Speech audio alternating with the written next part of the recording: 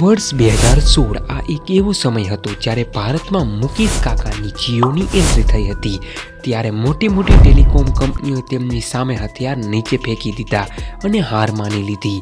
એવામાં એરટેલ એક એવી કંપની હતી જે જીઓની સામે ટકી રહી અને કોમ્પિટિશનમાં ઉતરી અને આજે પણ એરટેલ અને જીઓ એકબીજાને ટક્કર આપી રહી છે।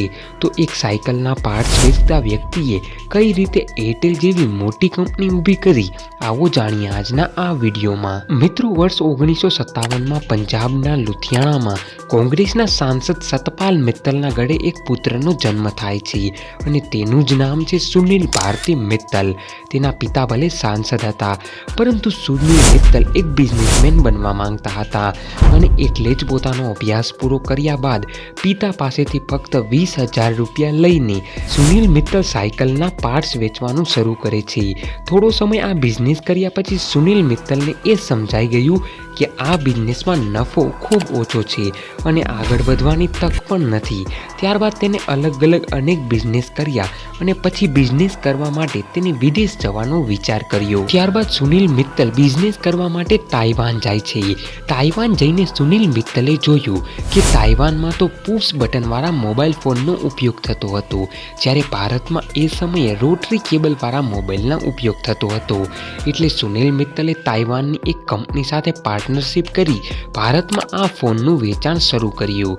ત્યારબાદ ફોનનું વેચાણ ખૂબ વધવા લાગ્યું, ત્યારે સુનિલ મિત્તલે વિચાર્યું કે હવે આ ફોનનું મેન્યુફેક્ચરિંગ પણ ભારતમાં જ કરવું છે અને એટલે સુનિલ મિત્તલે ભારતી ટેલિકોમ લિમિટેડ નામની કંપનીની શરૂઆત કરી। ત્યારબાદ વર્ષ 1992માં ભારત સરકાર દ્વારા મોબાઈલ નેટવર્ક માટે લાયસન્સની હરાજી કરવામાં આવી રહી હતી।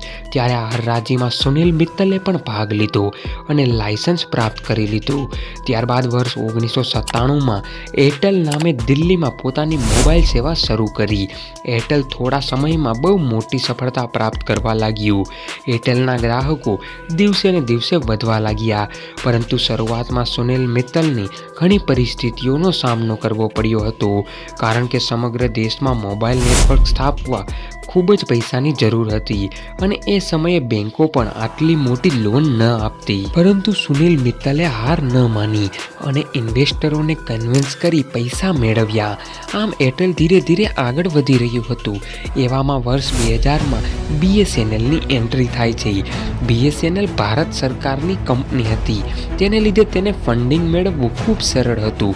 એવામાં એરટેલ કરતાં તેના રિચાર્જ પ્લાન પણ સસ્તા હતા, એટલે લોકો BSNL તરફ વળવા લાગ્યા। પરંતુ BSNLમાં ગ્રાહક વધારે હોવાથી તે સ્ટ્રોંગ નેટવર્ક પ્રોવાઈડ નહોતું કરી શકતું અને એરટેલે આનો ફાયદો ઉઠાવી અને લોકોને એડવાન્સ ટેકનોલોજી સાથે સારું નેટવર્ક આપવાનું શરૂ કર્યું અને એટલે જ વર્ષ 2005માં એરટેલ BSNLને પાછળ છોડી ભારતની સૌથી મોટી મોબાઈલ ઓપરેટર કંપની બની ગઈ। જોકે એરટેલના કોમ્પિટિટરો પણ ધીરે ધીરે વધી રહ્યા હતા। આઈડિયા, વોડાફોન, રિલાયન્સ જેવી કંપનીઓ એરટેલની સામે કોમ્પિટિશનમાં હતી, પરંતુ એરટેલ પોતાની સર્વિસ પર ધ્યાન આપતું ગયું અને એટલે જ એરટેલને આ એક કંપનીના લીધે કોઈ પણ જાતનું નુકસાન ન થયું।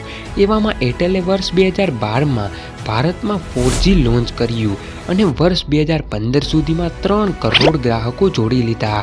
બધું જ બરોબર ચાલી રહ્યું હતું। એવામાં વર્ષ 2016માં જીઓની એન્ટ્રી થાય છે અને જેવી જીઓની એન્ટ્રી થાય છે તે તમામ કંપનીઓને બરબાદ કરી દીધી। એરટેલ, આઈડિયા, વોડાફોન જેવી કંપનીઓ મોંઘા રિચાર્જ પ્લાન સાથે માર્કેટમાં કોમ્પિટિશન કરી રહી હતી। એવામાં જીઓએ આવીને અનલિમિટેડ 4G ડેટા ફ્રીની જાહેરાત કરી દીધી અને તમામ ગ્રાહકોને પોતાની તરફ ખેંચી લીધા। જીઓએ ફક્ત 170 દિવસની અંદર જ 10 કરોડ નવા ગ્રાહકો જોડી લીધા।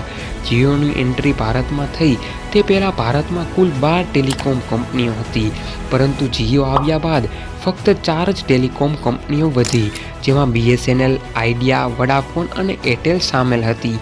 એમાં પણ વોડાફોન અને આઈડિયાની હાલત ખરાબ થવા લાગી અને અંતે બંને કંપનીઓ મર્જ થઈ ગઈ, પરંતુ આ બંને કંપનીઓ એક થઈને પણ કંઈ ખાસ ન કરી શકી અને માર્કેટમાં જીઓની સામે ફક્ત એક એરટેલ જ કોમ્પિટિટર રહ્યું। એરટેલે હાર ન માની અને પોતાના કસ્ટમરને સારામાં સારી સર્વિસ આપવાનું ચાલુ રાખ્યું અને આજે પણ જીઓનું સૌથી મોટું કોમ્પિટિટર એરટેલ જ છે।